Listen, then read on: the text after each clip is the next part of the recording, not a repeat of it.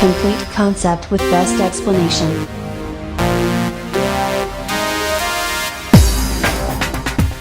हम लोग बात कर रहे हैं कि डिफरेंशिएशन ऑफ इनफाइनाइट सीरीज। ठीक है, अगर मान लेते हैं कि कोई फंक्शन दिया हुआ है, कहाँ तक दिया हुआ है? इनफाइनाइट तक दिया हुआ है। जैसे y इक्वल टू x का power x dot dot dot dot कहाँ तक?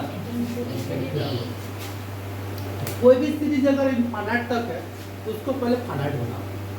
हम लोग को मालूम है कि इनफाइनाइट सीरीज में अगर एक दो टर्म को हटा देंगे तो सीरीज में कोई फर्क नहीं पड़ता है। तो इसका टेक्निक क्या है, इधर ध्यान दो। इसका टेक्निक क्या है कि टर्म जो बढ़ रहा है वो कौन सा टर्म बढ़ रहा है, जो बढ़ रहा है उसको पहले एक को पकड़ो। ठीक है, जैसे इसमें कौन बढ़ रहा है? एक्स बढ़ रहा है, इसको पकड़ लिए। बाकी सबका वैल्यू ढक के देखो तो y के बराबर। इधर का जितना वैल्यू है किसके बराबर है? y के बराबर है कि नहीं है? तो ये पूरा y के बराबर है। तो y इक्वल टू एक्स, अरे बड़ा वाला बोला तो उसका वैल्यू कितना लिखोगे? y। देखो फाइनाइट बना कि नहीं? और जैसे फाइनाइट बन गया और वही कंसेप्ट लगा, लोग बोला। ठीक है, तो लोग ले लो, लोग y तो y लोग x डाइट कर दिए। अब इसको डिफरेंशिएट जब करेंगे x के रिस्पेक्ट में 1/y dy/dx, y का क्या होगा?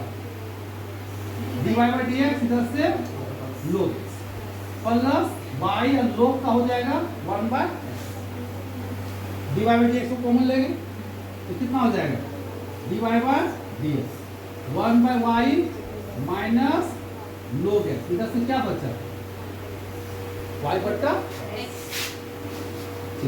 तो dy/dx का वैल्यू इधर से y बट्टा x, ये कहाँ जाएगा? y को मल्टीप्लाई करेंगे तो y ऊपर चला जाएगा और ये हो जाएगा 1 माइनस y log x, ये हो गया y स्क्वायर बट्टा x 1 माइनस y निकल गया dy/dx। निकला कि नहीं निकला? अब अगर इसी टाइप का क्वेश्चन अगर हम अदर क्वेश्चन में लेते हैं, बुक में हम लोग जाते हैं, देखो साइन कोस वाला अक्सर आता है एग्जाम में। 3 number y equal to root under cos x root under cos x root under cos x plus dot dot dot dot कहाँ तक? इनफिनिटी तक। अब यहाँ थोड़ा सा गौर करो, बढ़ कौन रहा है? ये देखिए, ये छोड़ दो, ढक के छोड़ो तब देखो बाकी से हम दिख रहा है कि नहीं?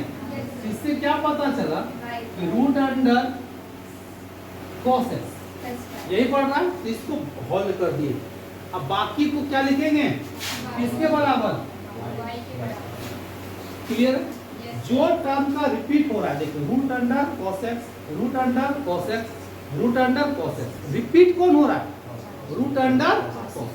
तो bus route under cos x को रखना है, प्लस उसके बाद रिपीट कौन हो रहा है? प्लस के बाद, तो इसके बाद जितना भी टर्म है सबको हटा देना है, y खत्म हो गया। स्क्वायरिंग करना है तो कर दो, तो क्या बचा? cos x plus y। अब डिफरेंशिएट कर दो, 2y dy/dx। अब cos का क्या हो जाएगा? माइनस sin x और y का dy/dx। एक तरफ ले आओ तो कॉमन आएगा, तो 2y माइनस 1 dy/dx, इधर से माइनस sin x। चलिए देयरफॉर dy/dx का वैल्यू कितना? Minus sin x by 2y minus 1। Minus को कॉमन लेके चेंज कर सकते हो, यही तो है इनफाइनाइट सीरीज का डिफरेंशिएशन। पूछता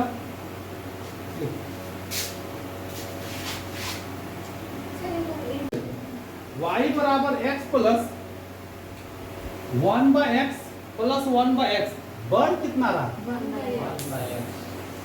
1/x बढ़ रहा है। नहीं sir, x plus 1 by x देखो अगर सेम चीज होना चाहिए कितना का ढकेंगे, इसके बाद देखो सेम दिख रहा है, माने वैसे टर्म को पकड़ना है जिसके बाद बिल्कुल एकदम सेम दिखना चाहिए, ओरिजिनल जैसा। अगर इसको हम ढकेंगे अब देखो ओरिजिनल जैसा दिख रहा है कि नहीं दिख रहा है? इसका मतलब ब्रेक किसको करना, x प्लस 1 होना, और ये पूरा का वैल्यू बड़ा वाला बोला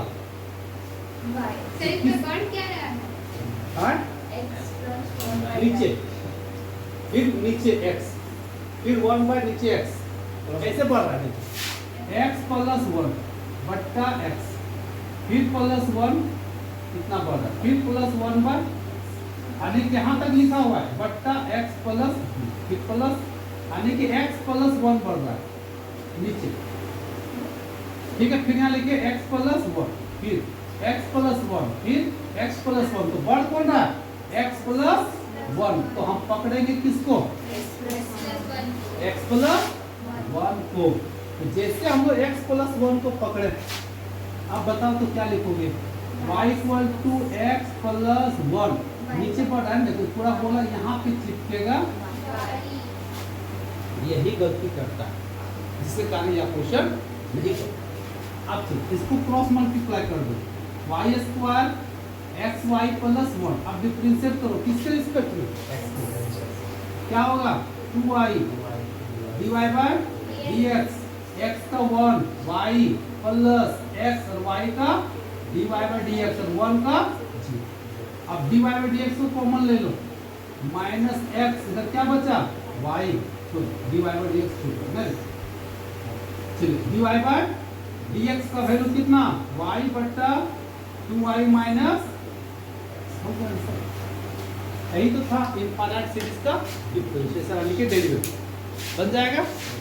चलिए